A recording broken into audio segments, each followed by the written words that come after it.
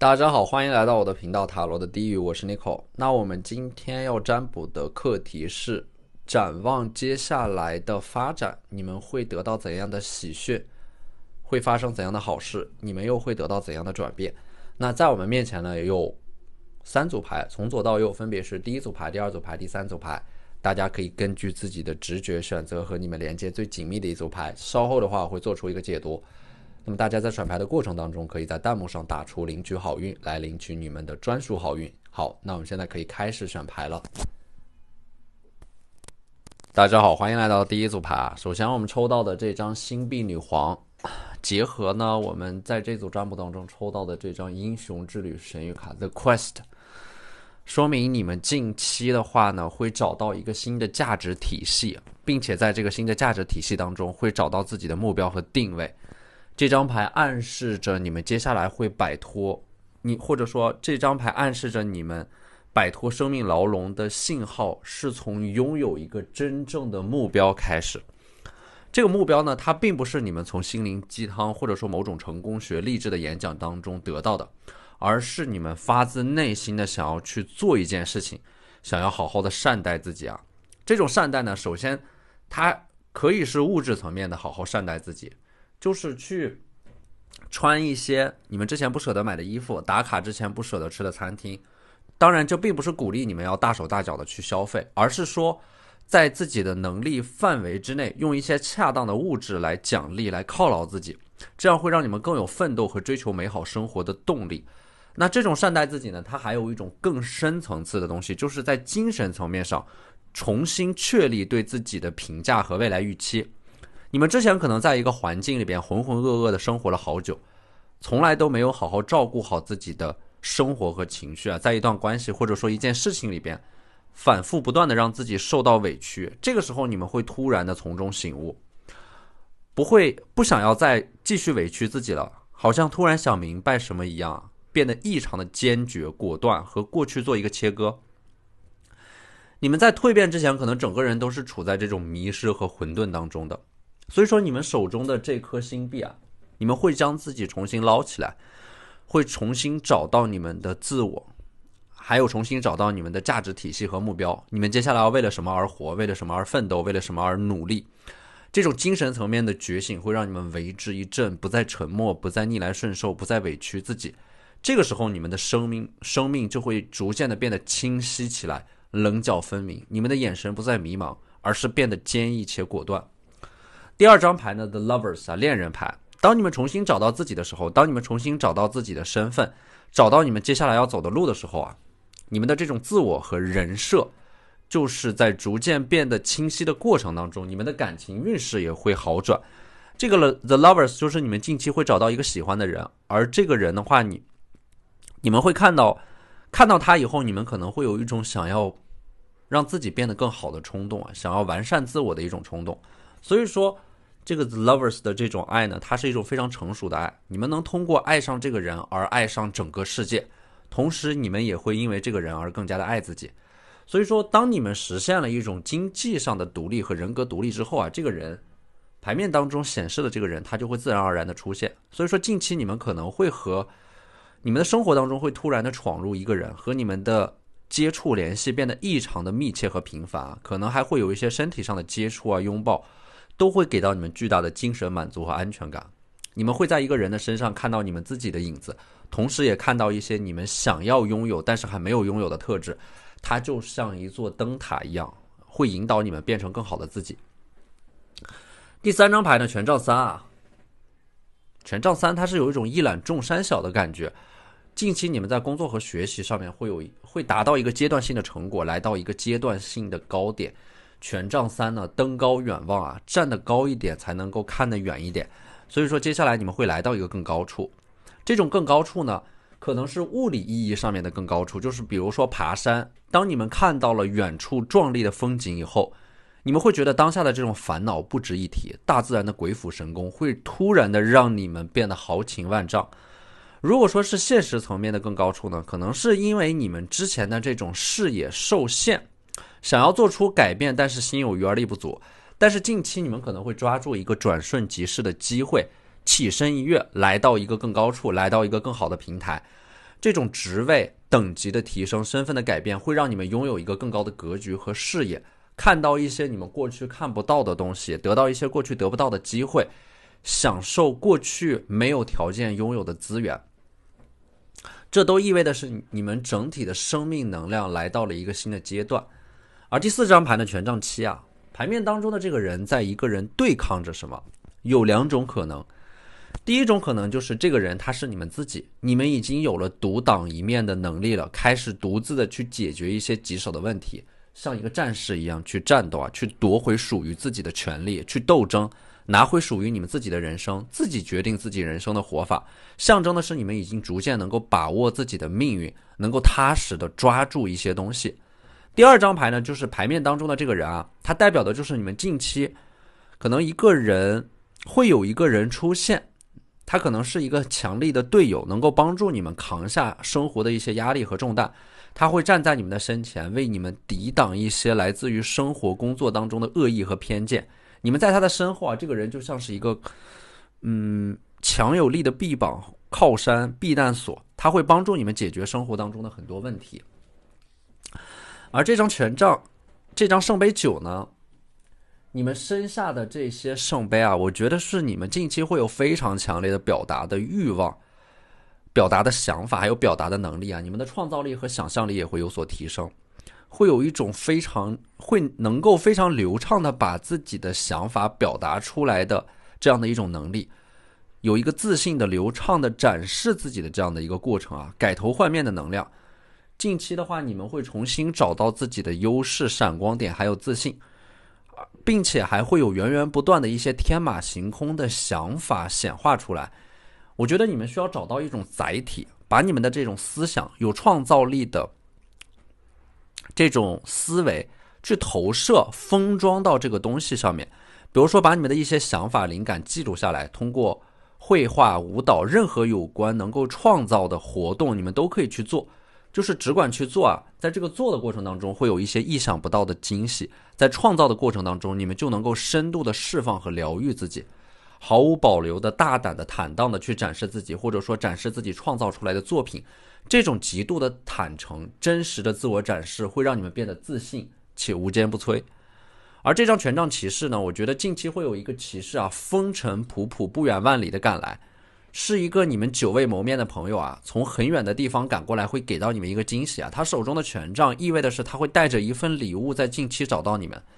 权杖骑士可能也是你们买的某个快递，或者说因为某种原因，他可能被阻塞了，然后呢在近期他会突然的送到你们的手上。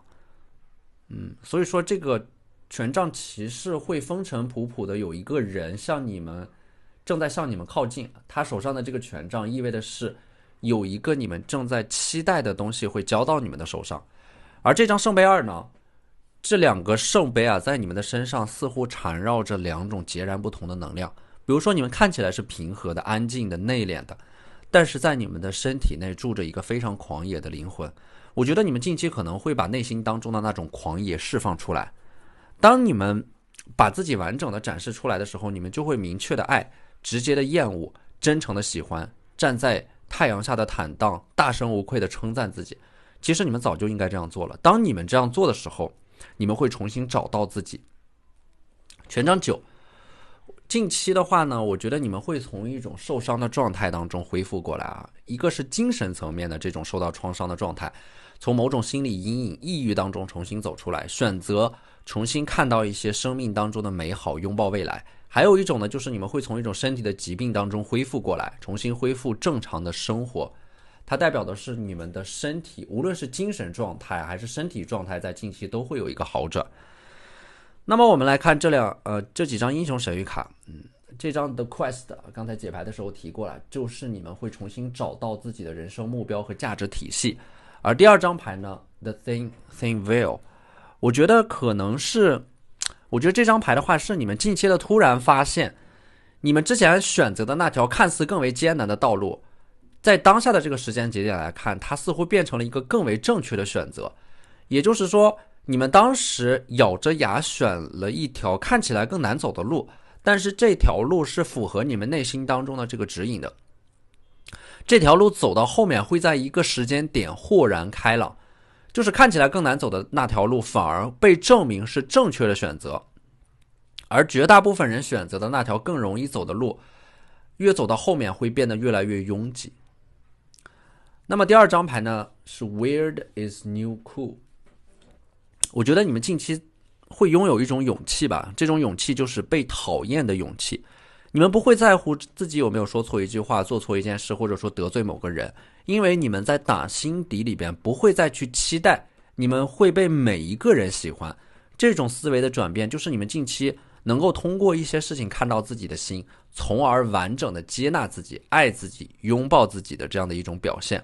你们会毫无保留的去展示一个真实的自我。你们之前会一直担心自己的与众不同会让自己显得格格不入，但是这张牌就告诉你们 Weird is new cool， 让自己变得与众不同，它是一件非常酷的事情。所以说近期你们会有一种改头换面的这样的一种能量，会穿你们之前一直想穿不敢穿的衣服，说一些你们之前想说又不敢说的话，去尽情的释放自己，为自己而活。好，那这就是我们这期视频的全部内容了，非常感谢大家的收看。如果你觉得我的视频对你们有帮助的话，可以在我的视频下方留言点赞，或者你们的支持就是我最大的动力。那我们下期视频再见，拜拜。大家好，欢迎来到第二组牌。首先第二组牌的第一张牌教皇牌，近期的话我觉得你们可能会得到一个非常权威的长辈给到你们的一些认可、鼓励和支持。近期可能会得到一个贵人的点拨和帮助，因为这个人在你们的身上看到了一些潜力和价值。他也曾经是一个平凡的人啊，通过自己不懈的奋斗和努力得到了今天的一切，所以说他愿意帮助你们，或者说点拨你们，因为他们在你们的身上看到了他自己的影子。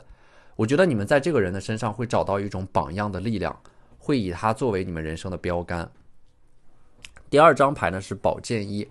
近期你们会脑洞大开，运用思维的力量去解决一个困扰了你们很久的令你们感到焦虑的一个问题。宝剑呢，它是一种思维的梳理，你们近期会有一种结构化的思维啊，就是之前那些碎片化的知识会连成一个体系。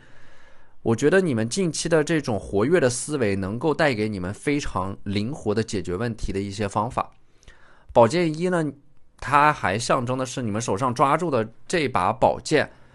它是一个机会，只不过这个机会它会转瞬即逝啊。我觉得近期你们要关注一些身边发生的事情和变化，可能你们仅仅是通过一个信息就能够判断在发生的一件事情背后有着很大的机会能够让你们利用起来，摆脱当下的困境。当你们能够勇敢地抓住这把宝剑啊，即使付出一些代价，但是它是无比值得的。第三张牌呢是权杖女皇，近期可能会有一个出行的计划，因为权杖本身它是一种行动想法的显化，近期你们可能会把内心当中的那个想法付诸于实践。而且呢，你们手中的权杖对应的是你们内心当中的某种渴望正在变得越来越强烈，可能你们近期会集中自己的时间和资源解决一个非常重要的人生课题啊。权杖女皇的话，你们会火力全开的去做某件事情，快速的得到一些结果啊，效率和行动力都会非常的高，有很强的活力，甚至可能会兼顾着不同的身份，做着不同的事情，独立的去推进两个不同的项目，整体的生命能量会提高到一个新的维度。而且呢，权杖女皇的话，我觉得近期可能还会迎来一个很重要的考试考核，而且你们本身有这样的一种权杖啊，很热烈的这种生命能量，你们的士气是很高昂的，你们能够通过这场考试。这个测试本身我觉得它可能会有很多人参与到其中，很严格，淘汰率很高，但是你们已经为这个考试做了很多的努力和准备，并且在这个过程当中，其实因为你们本身就是权杖女皇，你们有着更加强烈的决心和渴望去通过那个考试。那么权杖本身它就有着一种很强烈的生命意志和竞争的意识，还有就是生命它是一种能量的绽放，所以说我觉得你们接下来会有一种势在必得的状态去迎接挑战，得到你们应该得到的那个结果。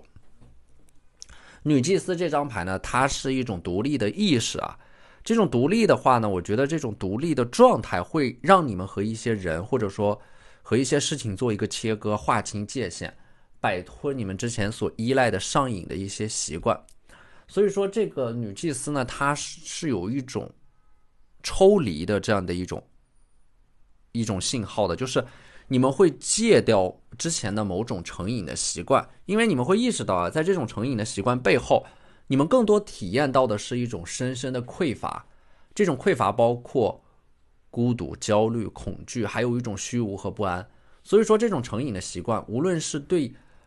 某个人的成瘾，对某件事情的成瘾，某个习惯的成瘾，它其实都是一种这种深度的沉浸和依赖，对某件事情的结果的过分看重啊，它其实都是一种痛苦的遮掩，而不是对于快乐的追求啊。你们一旦启动这种成瘾的机制，就难以停止啊，带着一种强迫性。所以说我觉得当你们意识到这一点的时候，你们就会像女祭司一样强行的去斩断和切割，把自己抽离出来，以第三人称的视角去看待一些事情。女祭司这张牌，它是你们会狠下心来做出一些决定和改变，摆脱那些过去优柔寡断的状态。然后星币9这张牌呢，它是有一种暗示啊，就是你们是什么人，播下什么种，撒下什么水，就会收获什么花。星币9它可以说是一种因果链条，你们之前做出的一些努力和行动，在接下来会显化，种瓜得瓜，种豆得豆啊。星币9本身它是有一种很执着的信念在里边的，就是不论你们的周围发生怎样的事情，你们都笃定的按照自己的计划和节奏往前走。所以说星币9这张牌它是有一种大量的收获的暗示的，无论是物质上的收获、情感上的收获、精神上面的一种认同感，都是源自于你们不断的努力，并且坚信自己一定能够达到这个目标的一种信念。星币9这张牌它很简单，就是你们努力就会得到回报，你们相信什么就会得到什么，你们选择什么就会体验到什么，其实没有什么太过复杂的因果关系。星币9这张牌它就是一分努力一分耕耘，会换来一分收获和一分回报。只要你们秉承着这种朴素的简单的信念往前走啊，命运就一定不会辜负你们。而这个权杖8呢，这个权杖所有的权杖都是朝着同一个方向，那就是心往一处想，劲儿往一块使。你们之前可能是活在一种特别拧巴的状态里边，心里想的和自己手上做的事情是不一致的，或者说你们内心想的和你们现在在做的这件事情，你们并不认同你们正在做的这件事情本身，也就是说你们并没有遵循自己内心当中的想法，而是被裹挟的去做着一些你们不得不做的事情，不情愿做的事情。所以说这张权杖8就是说你们接下来会有一种拒绝的勇气，说不的勇气，拒绝去做一些你们不愿意做的事情，然后让你们的行动和你们的想法保持一致。这个权杖8给我的感觉就是你们接下来会通过调整自己的行动方向，找到一件事情，会开始发力。你们之前其实不是说你们不努力，而是你们有心无力。但是接下来你们会找到做这件事情的窍门或者说支点，一旦得到了这种正向的反馈，你们的信心会立刻的找回来。所以我觉得你们之前其实并不是说一直在拖延或者说不行动，而是你们找不到正确的方法。你们只需要一点点的这种正向的反馈，就能够迅速的爆发出大量的行动力，一口气把那些堆积的问题全部解决掉啊！它整个过程是非常快的，超乎你们想象的。那么这张死亡牌呢，我觉得每次看到死亡牌，我想到的一句话就是沉舟侧畔千帆过，病树前头万木春。这个死亡你们以为的结束，它只不过是一个新的开始。死亡牌呢，它也是当你们感觉到自己内在的这种自我有一部分正在枯萎的时候，其实新的自我已经开始生长出来了。所以说近期你们可能会改变自己的思维风格想法，在一些事情上即使遭受了挫折，你们的这种思维并不是说为什么这件事情会发生在我身上，而是说这件事情发生在我的身上，它是想要告诉我什么，想要提醒我什么，或者说它教会了我什么。所以说你们会在这种失去的废墟之上重建自我。那么这个时候呢，你们就会给人一种耳目一新，士别三日当刮目相看的感觉。而这张星币7呢，你们近期可能会得到一些实实在在的这种物质上面的资产，甚至有可能是发一笔横财，让你们觉得难以置信。或者说你们可能突然的意识到你们已经攒了很多的钱了，就是你们的人生当中已经拥有了很多的资源而不自知。你们拥有的这种资源可以是人脉，或者说可以变现的这种认知和经验。星币7这张牌本身也代表的是你们在做一件事情，在做这个事情的过程当中，这种能量是在不断的被积累的，只不过你们没有意识到，你们不断的重复的做着某种练习和行为，其实已经让你们突破了之前的那个瓶颈和关口了，你们已经来到了一个人生的新的阶段。所以说你们在接下来其实它就是等待着一种显化，那种积蓄的力量会让你们冲破之前一直卡住你们的关口。这个星币呢，星币7我觉得你们其实现在已经做好准备了，因为这些星币其实就是你们拥有的一种扎实的基础啊，只要调整好自己的心态，就必然能够冲破之前一直卡住你们的某个关口，然后整个人的人生会更上一层楼。那么接下来抽到的这3张英雄之旅神谕卡，第一张牌就是 Ocean of the Motion， 你们会找到一个能够让你们自身感到温暖的安全的避风港一样的地方啊，可能是回到家人的身边，回到一个你们信任的朋友的身边，能够让你们自身的情绪平复下来。你们自身的情绪呢，可能总是在2种极端之间来回的摇摆和波动，就像钟摆一样。但是情绪这种东西呢，其实我觉得你们也不需要去解决它，你们只需要看到它就好了。当你看到它，默默的陪伴着它，它的伤害就会逐渐的变小，渐渐的会和你融为一体，它成了你的一部分，它就不会横冲直撞，你也能随心所欲的掌控它了。第二张牌呢， Time for Quarantine Leap， 一个巨大的飞跃成长，做好准备，接下来可能你们会有一个这样的就是起身一跃就能够得到的机会。你们现在正处在一个重要的人生节点上面，可能是一种顿悟，突然的想明白一些事情，或者说有一个巨大的灵性层面的飞跃。过去的某种很狭隘的想法，比如说我一定要去到哪里，一定要达成某种目标，一定要做成某件事情，我一定要证明自己，你们会从这样的一种执念里边解脱出来，而是能够以一个更大的格局和角度去看待自己的成长，会变得平和、安静、笃定，进入到一种类似于修行的状态里边，就好像是我把我经历的一切都当成是宇宙对我的一种历练考验，都是来帮助我成长的。你们有了这样的一种思维的转变之后，你们就能够从这种恐惧的状态里边解脱出来，然后真正意义上的就是 from fear to feel， 能够真正意义上的激励自己，回归自己，正视自己，直面自己。好，那这就是我们这期视频的全部内容了，非常感谢大家的收看。如果你觉得我的视频对你们有帮助的话，可以在我的视频下方留言点赞，或者你们的支持就是我最大的动力。那我们下期视频再见，拜拜。大家好，欢迎来到第3组牌。第3组牌抽到的第一张牌权杖4啊，我觉得对于一部分人来说，你们接下来可能会攒够一笔钱，或者说接受你们身边人的资助啊，比如说父母，或者说工作上突然得到的一大笔奖金，你们可能会用这笔钱及时的给自己购置一处房产。权杖4的话，也对应的是一部分人近期会搬到一个新家，乔迁新居，会换一个环境生活。那么第二张牌呢，星币2，你们的手上有2颗星币，也就是说你们接下来可能会有一个跨领域的跨界的联动和合作，你们会把2个不同的行业不同领域的东西组合在一起，它会有一种新的能量。而这张牌呢，可能你们现在也是在同时去做这2件不同的事情，有着2种不同的身份，这2件事情，一件事情的发展能够带动另一件事情，看似是独立的，其实彼此之间互相有关联。还有就是你们之前可能在一些事情上面卡住了，走不下去了，那把这件事情放下去做另外一件事情，做着做着你们就发现你们之前解决不了的事情，卡住的某个事情，过了一段时间以后，这件事情本身它就会产生一些变化，让你们找到一个新的突破口。那么第3张牌呢，月亮牌啊，我觉得接下来你们可能会有一段静默的时光，就是活在自己的世界里，没有人能够干扰到你们，把自己保护起来，屏蔽掉一些外部的人和事对你们的干扰。你们会创造一个安全的舒适的空间和环境，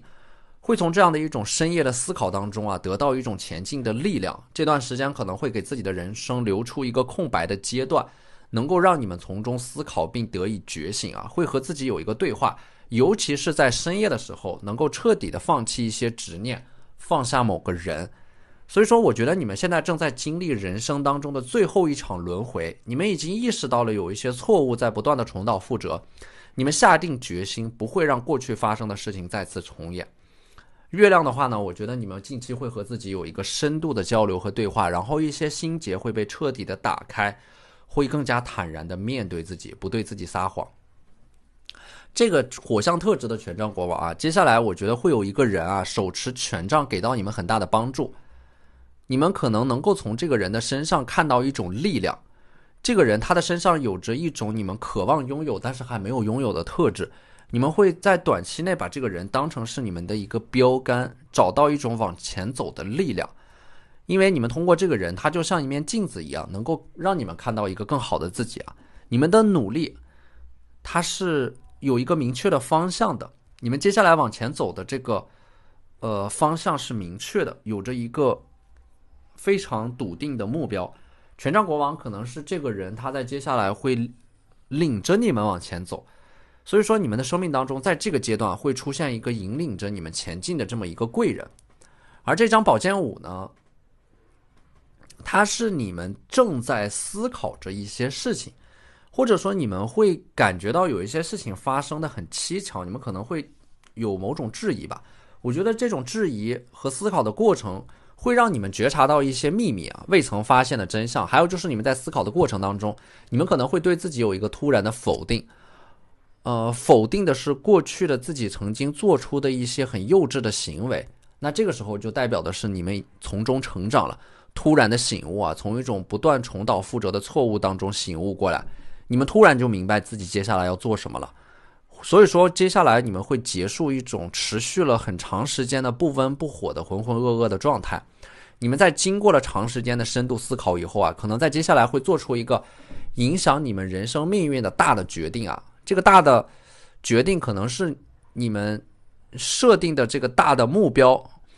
需要你们用3到5年的时间才能够彻底的去完成这个课题。但是你们明白在这件事情上绝对不能着急慢就是快。这张牌我觉得就是你们会恢复一种独立思考的能力。你们之前可能一直都是被某种力量裹挟着往前走，但是你们做的这个事情并不是你们发自内心所认同的。你们可能会开始质疑一切，质疑你们周围的这种价值观和价值体系。当你们开始质疑的时候，你们就会重新思考，然后重建自己的价值体系，完成一个对自己的新的定位。那么这张太阳牌呢，我觉得就是你们会变成一个创造的中心，自己说了算，是一种非常强的活跃的能量。而且这张牌我觉得你们会在接下来会成为一个人群当中的焦点你们不想要过那种平庸的生活，你们会成为一个主导者，你们在发光，你们的内心当中有一种强烈的渴望，想要去自我实现，就是你们内心当中好像有某种东西突然的被点燃了一样。你们会重新找到对于生活人生的热情，建立话语权，创立新的规则和理念，挑战甚至是挑战过去的权威。它是一种很耀眼很有魅力但是也有一点叛逆的能量。你们在表达自己的过程当中可能会带来一些争议性，但是这种能量是非常有感染力的，它会让你们变得更强大，会让你们在一些事情上面可能会有一点爱出风头，但是不要紧，因为它帮你们获得的这种关注和瞩目，它会让你们获得这种知名度，获得那种被关注着的力量，而这种力量能够推着你们往前走。这张星币8呢，我觉得你们在接下来会真正意义上的沉下心来，踏踏实实的把一件事情做好，不贪多。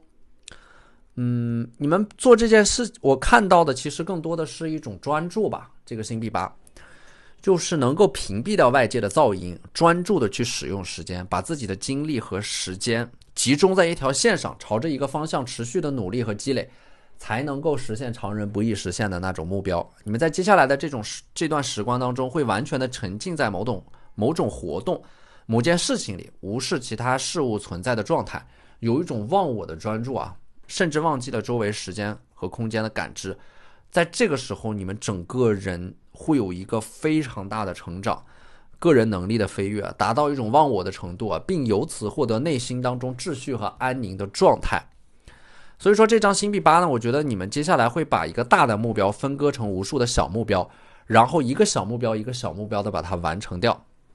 这张圣杯6呢，我觉得从这张牌我看到的就是你们接下来会重新找到或者说完成小时候的一个愿望，你们会找到那个儿时的玩伴，重温一些童年的美好回忆啊，会给到你们一种很温暖的感觉。圣杯6的话，我觉得可能还有就是你们在近期的话会有一个人，他身上的这种能量呢是特别纯粹的、天真的，你们待在他的身边，你们整个人就会变得更年轻、更有活力，你们可以毫无保留的返璞归真，做一个很幼稚的人。所以说我觉得近期你们会被一个人的能量所影响，自己也会摘下那个成熟的面具，然后重新变成一个小孩子，去享受一些简单的快乐，完成一些小时候的心愿，能够得到那些最简单最纯粹的快乐。那我们抽到的这2张英雄之旅神谕卡呢，第一张牌就是 Make the grade with flying colors， 这是一个英语里面的谚语。这张牌就是在告诉你们，你们接下来的这个考试或者说有一个竞争，对于这部分人来说，你们能够非常顺利的去通过这个考试，拿到一个很不错的结果，而且你们在考试当中的发挥会比你们想象当中的要更加出色。其实你们是那种能够驾驭得了大场面的那种类型，越是到了一个能够决定你们人生命运的考试里边，你们的发挥就会越好，是属于那种遇强则强的类型啊。所以说不要害怕，勇敢的去迎接它，挑战它，最后征服它。第2张牌呢是 Build in Breaks， 你们会在那些破碎的地方重建自己啊，在那些断裂的地方，当你们把那些断裂的地方修复起来的时候，你们整个人会变得更加的坚韧。还有一种可能就是 Build in Breaks， 就是你们之前有一些事情啊，有一些客观的因素，可能是自己还没有做好准备，不得已而半途放弃掉，你们在接下来会重新把那件事情捡起来。一方面对应的是一件事情啊，一些半途而废的事情会得到一个修复，也有可能是一段无疾而终的关系，之前突然的断掉，但是接下来在这段时间当中会有一种能量把这种关系重新的修复，两个人重归于好，一些误会会解除，这个断掉的地方会重新的粘起来。这张牌给我一种很强的修复的能量，就是你们之前可能是你们会把破碎的自己重新拼接起来，或者说把之前放弃掉的一些事情学习的过程重新捡起来，断掉的关系也会重新的修复，会了却你们内心当中的一种遗憾，这样你们才能够更好的往前走。好，那这就是我们这期视频的全部内容了，非常感谢大家的收看。如果你觉得我的视频对你们有帮助的话，可以在我的视频下方留言点赞，或者你们的支持就是我最大的动力。那我们下期视频再见，拜拜。